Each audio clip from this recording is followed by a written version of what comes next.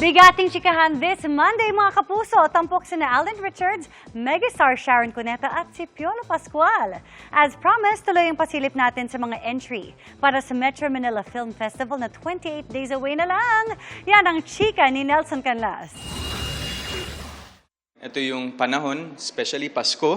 At ang Pasko ay para sa pamilya, especially pagdating sa mga Pilipino at hindi lang Pilipino, maging ibang tao sa mundo. And this film is so light and feel good, although yun nga super heartfelt. Heartfelt.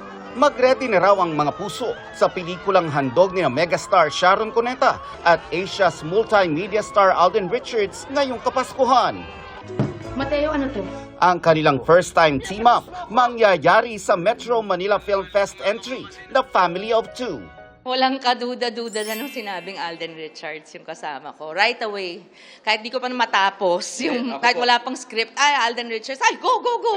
I miss doing this type of movie na parang, ito yung isa sa pinaka-wholesome at funny at heartwarming na movies na nagawa ko, na hindi sobrang, kailangan mabigat yung drama para mapaiyak yung, hindi ganun eh. Perfect daw na isama ang buong pamilya sa panonood sa dami ng mapupulot na aral sa pelikula. Throwback na kapupulutan din ng aral ang hatid ng pelikulang Malyari ni Piolo Pascual. Hango ito sa true-to-life accounts tungkol sa buhay ng isang pari noong 1800s.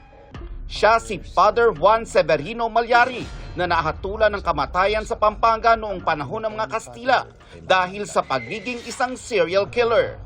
Kontrobersyal ang pelikula kaya't umani ito ng suporta mula sa Warner Brothers.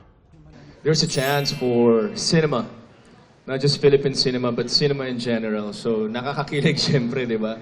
But at the same time, ang sarap ng pakiramdam. Ang sarap i-savor. Nelson Canlas, updated sa Showbiz Happenings. Para sa mas mahabang chikahan, visit and subscribe to GMA Integrated News on YouTube. At para sa mga kapuso natin abroad, samahan nyo kami sa GMA Pinoy TV at www.gmanews.tv.